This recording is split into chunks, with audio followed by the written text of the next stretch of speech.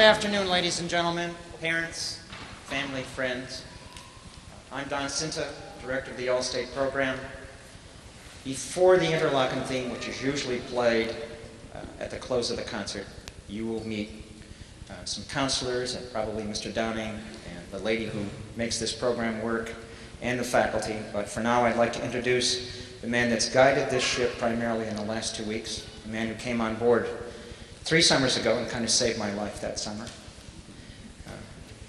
His name is in the program. For the last 3 years, he's been director of the Plymouth Centennial High School Band, which has competed in a national high school marching competition and been victorious.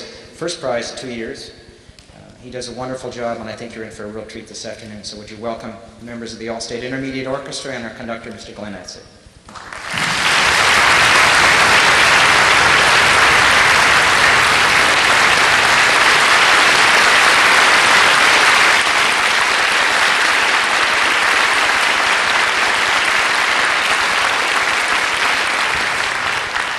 Before we get started, I'd just like to say one word. Today will be a special concert in that you're going to see some things that perhaps you've not seen before. Some of the kids will be introducing the pieces and telling you a little bit about it, and I thought that it would be important that we tell you what we do for the 2 weeks, because I think that it's important that the kids, as they learn to play the music that they're playing, not only learn what the music is, but they learn about the time period and the history and the artistic environment that was going on at the time when the music was composed. So you might hear things like, this was composed 10 years before the first powered flight, and this was composed by candlelight and not by electricity. So we hand out things to the kids that allow them not only to know the music better, but to know the time frame and to be able to relate to 200 years ago when some of the music was performed. So you might hear some kind of allusions to things of that sort. So without ado, the national anthem.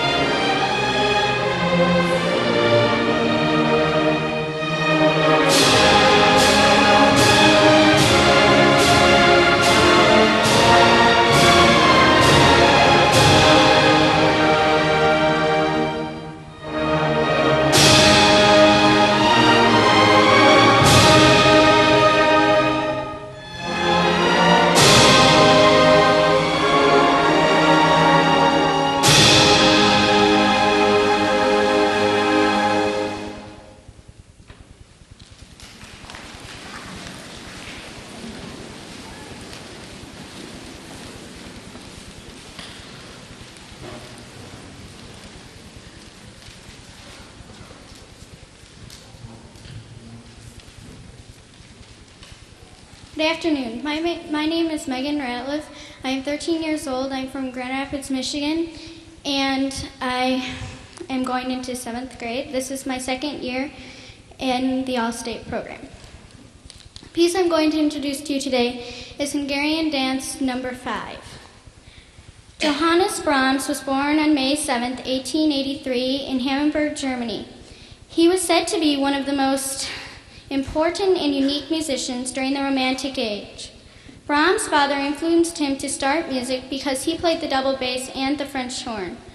At age of 20, Brahms became a successful, brilliant pianist. That same year, he accepted an invitation to make a concert tour with an Hungarian violinist.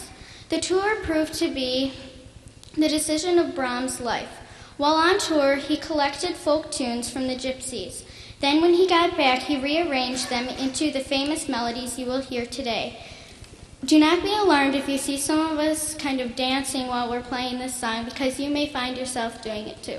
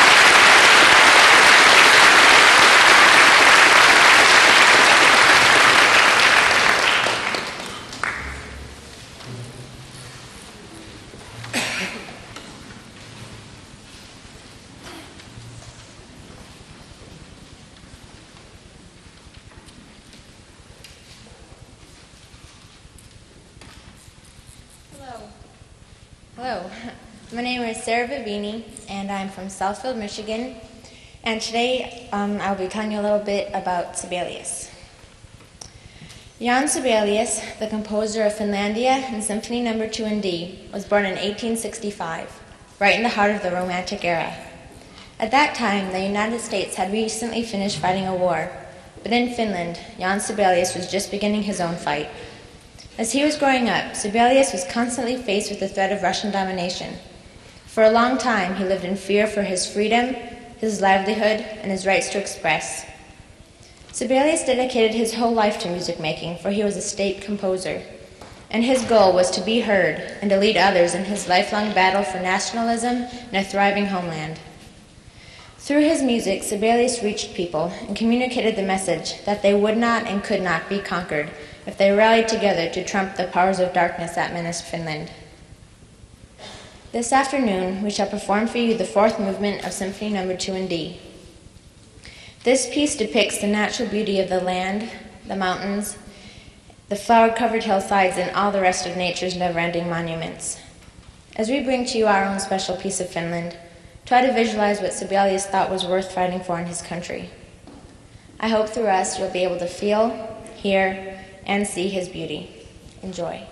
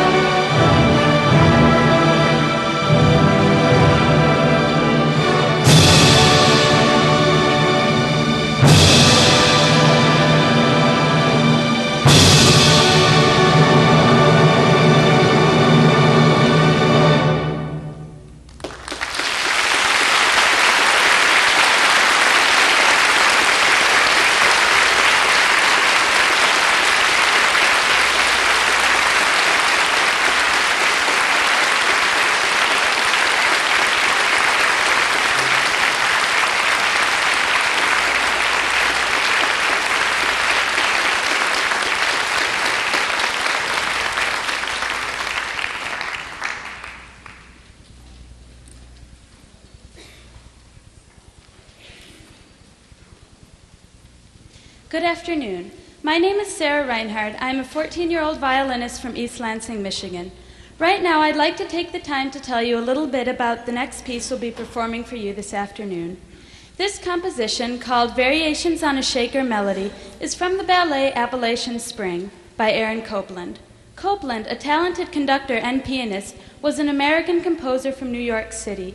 He was born in 1900 and began writing music just a short while later, around the age of 17. His Appalachian Spring, originally called Ballet for Martha in honor of the famous dance figure Martha Graham, was composed in June of 1944 and first performed in October of that same year as part of the Coolidge Festival in Washington, D.C. A year later, Copland revised the score and designed a ballet suite, which would include a symphony, as opposed to the original, which was written for an ensemble of only 13. I can't really begin to explain through words the beauty of this piece, but I guess that what makes it so special for me is how the music is able to tell its story. Each event taking place can be so clearly recognized in each note. I think Copland must have been very familiar with the culture and with the characters depicted in the ballet to write so articulate and expressive a piece. The setting is during the early 1800s in Pennsylvania farm country. A springtime celebration is being held for two young Quaker newlyweds.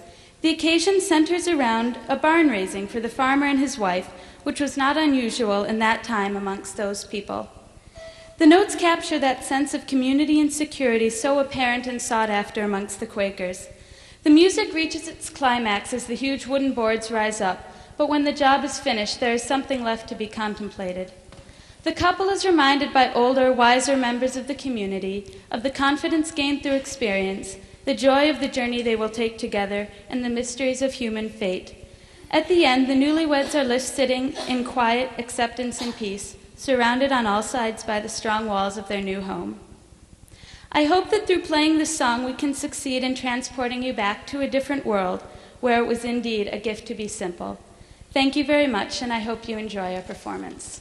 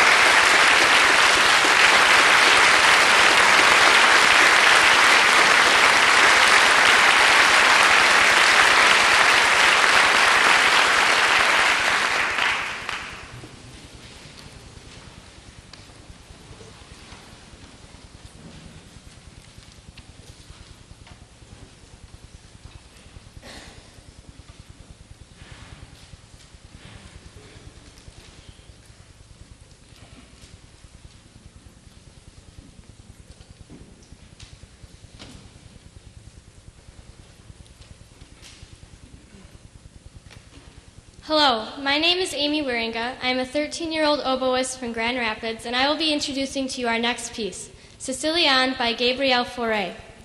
Fauré was born in 1845 and composed this piece in 1900, just a few years before the first flight of a powered airplane. As a composer, his style was said to be that of a walking metronome. Although today many conductors slow down at the end of Fauré's songs, when he himself was asked for advice on performing his music, he simply said, "Don't slow down."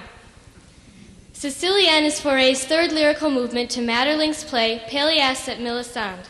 Pelléas at Melisande is the story of a man named Galland who encounters the girl Melisande in a forest.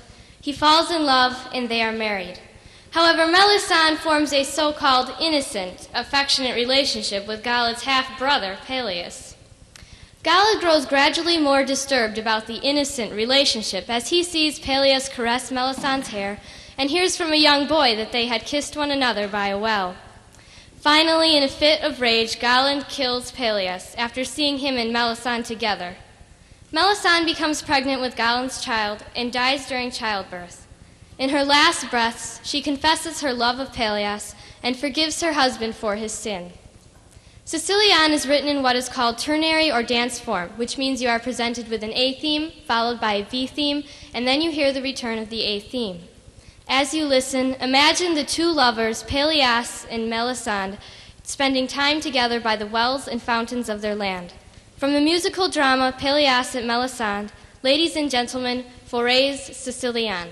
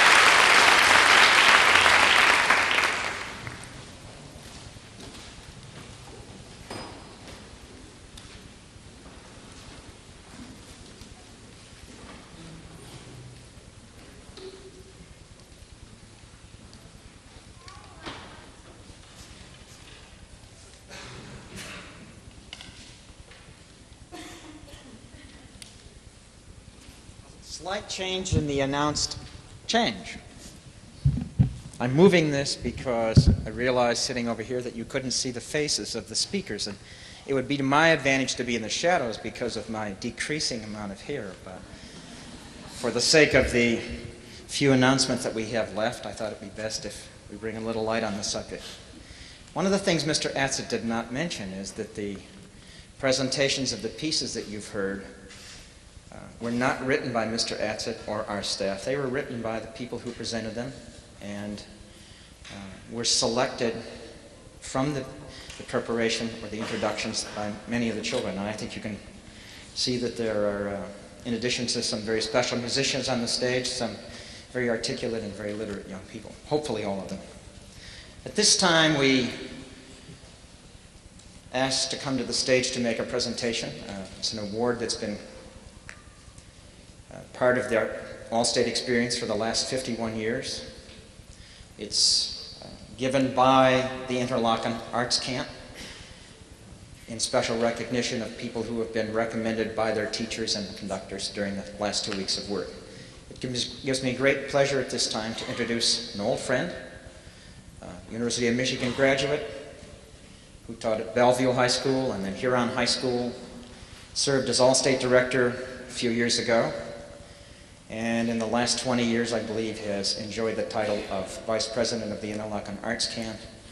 So would you please welcome to the stage Mr. Ed Downing.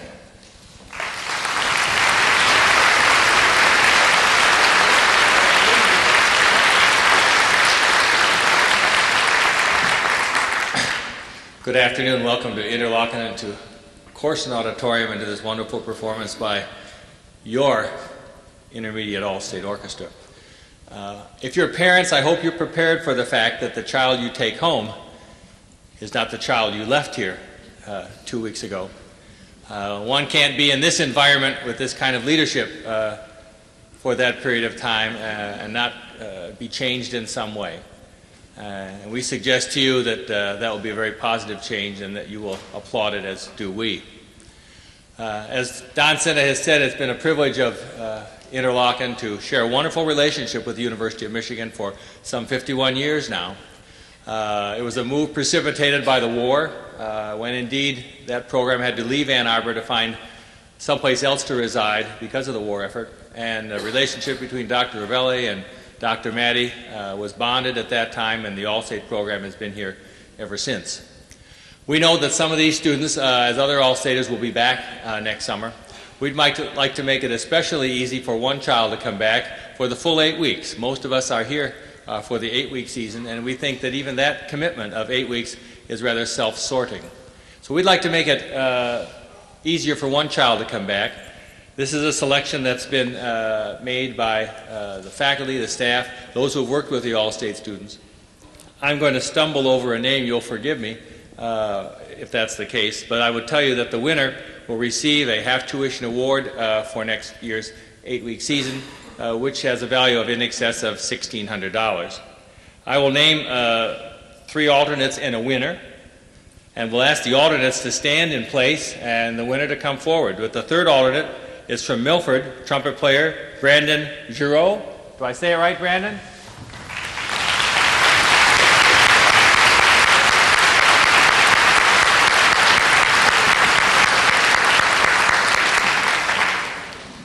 The second alternate from Adrian, a clarinetist, Susan Keener. Susan?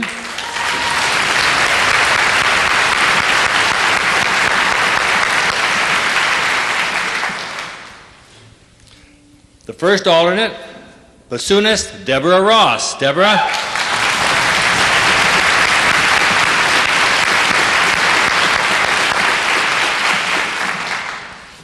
Now I have a certificate for the winner, and we'll ask the winner to come forward at this time. The winner is from Okemos, a horn player, Eric Purpose. Eric?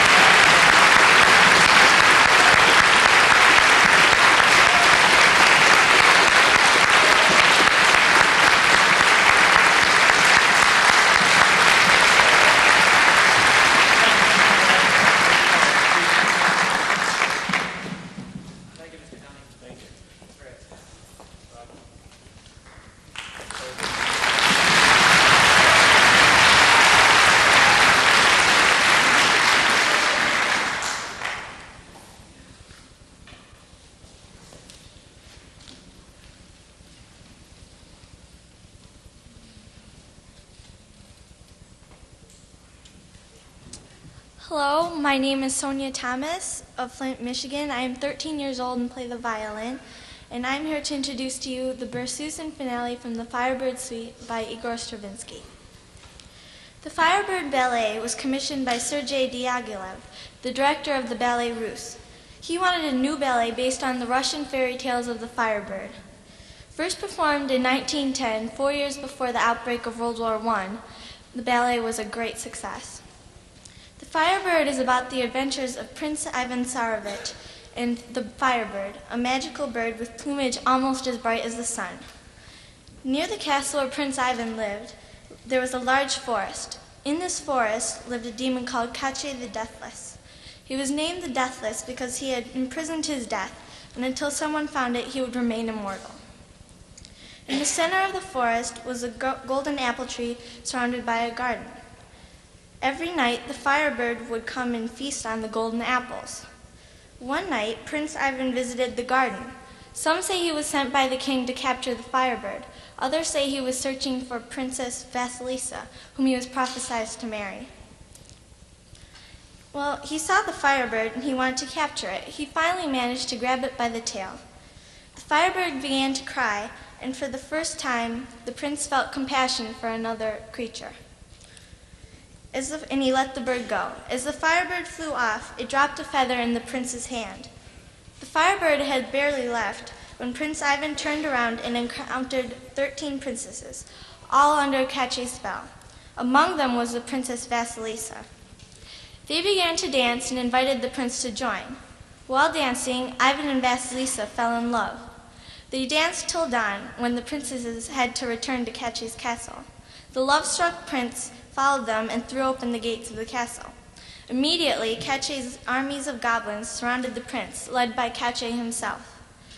Kache was hideous, with blue skin that covered only half his bones, eyes that dripped slime, and long green claws.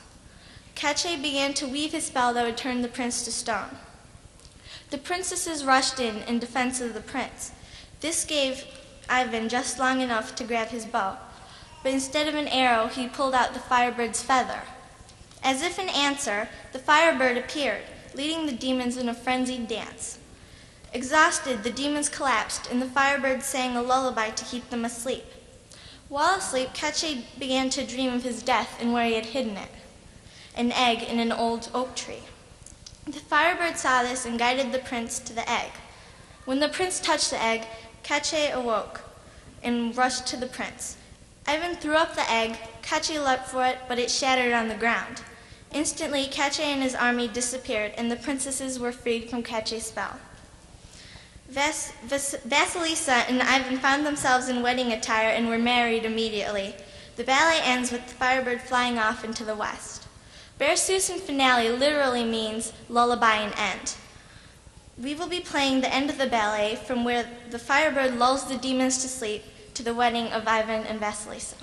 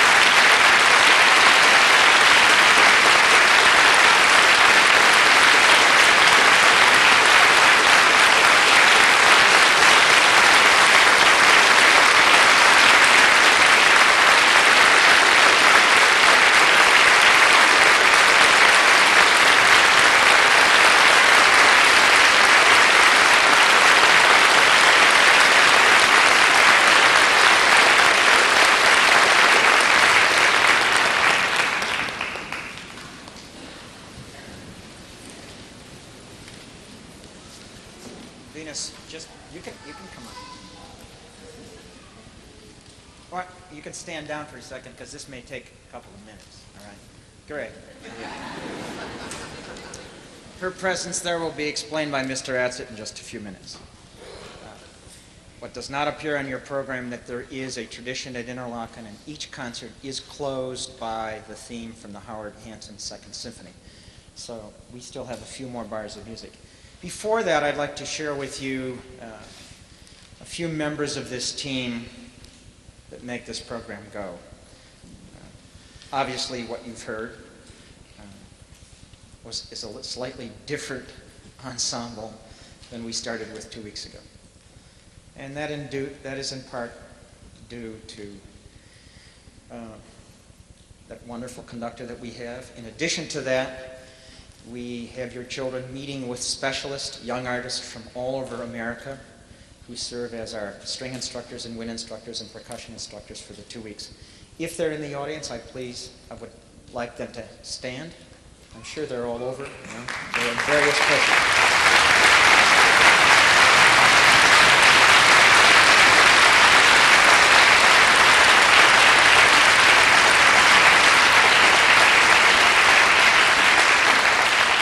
These people are young artists from Indiana University, Cleveland Institute of Music, in some cases Juilliard, Curtis, and the University of Michigan, and have been a part of this team every day and all day. I'd now like to bring to the stage the two representatives of the other half of the camp experience, and that is the division life. And I'm sure you've already gotten telephone calls and letters about these counselors. Would you please welcome to the stage David Gregg and Patty Maples, directors of All State Boys and All State Girls. They have a presentation tonight.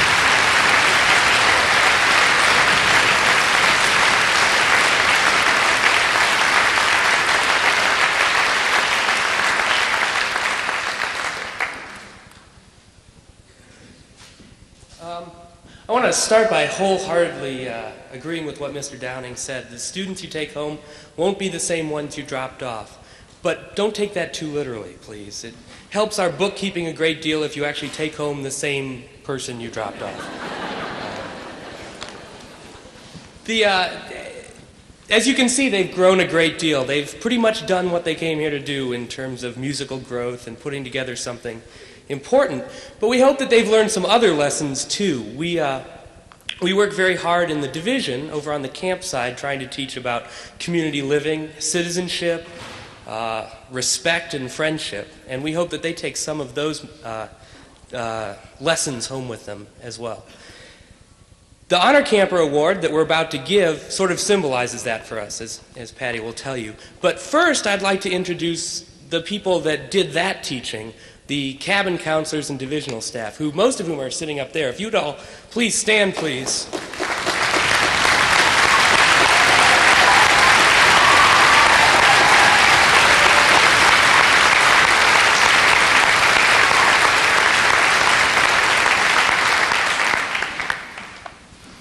As David mentioned, it is within the context of the division that we present the Honor Camper Award. One boy camper and one girl camper from each division are chosen each session. And let me read the description that's on this Honor Camper certificate. Chosen by the counselors, the All-State Honor Camper Award is presented to the camper who best exemplifies the following qualities: consideration for others, sincerity, honesty, warm-heartedness, and concern for the successes of others, as well as his or her own. The Honor Camper is an individual who helps contribute to an overall pleasant and caring attitude throughout the division.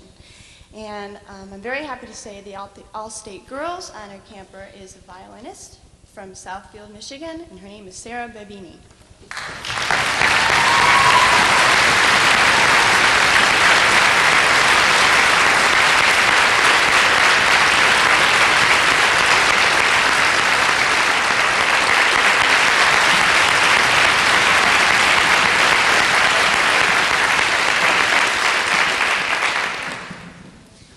Because the boys' honor camper was a piano student, I'll be making that presentation at the next concert. But for your information, he's a fine young man by the name of Jason Burke.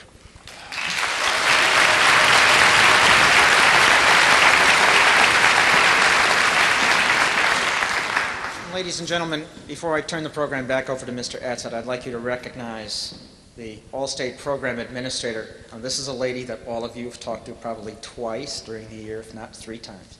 This is the lady that's already started to work on next year's program. She handles not only all the advertising and mailing and telephone calls, but she basically keeps me in place, reminds me on a daily basis what I'm supposed to do or what I should have done, and really is responsible for the health and the ongoing quality of the program. Would you please recognize Susan Grant Robinson?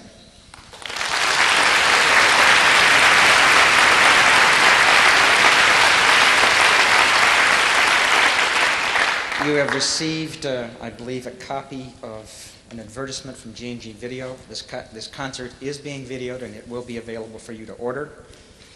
I hope that we will see some of your children in our winter orchestra and winter band at the University of Michigan. You will receive something in the mail about that. I hope that you have a safe trip home. Keep them practicing. Don't necessarily cater to their food taste, because they've kind of compromised that a little bit.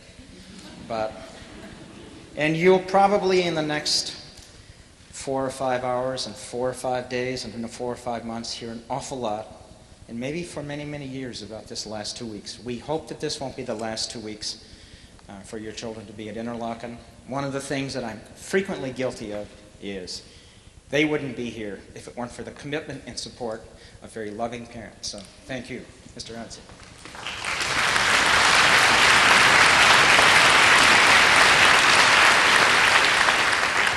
While we're giving thanks, and before we go back to the Interlochen theme, I just wanted to send my personal thanks to all the coaches that work with this ensemble, because they are up at 8 o'clock every morning teaching in sectionals and lessons. And I'd also like to thank the manager of the orchestra, Judy Burgess, who's down here, who kind of handles all of the organizational things that this orchestra does and allows me to step up on the podium and teach and do nothing else. So thank you very much.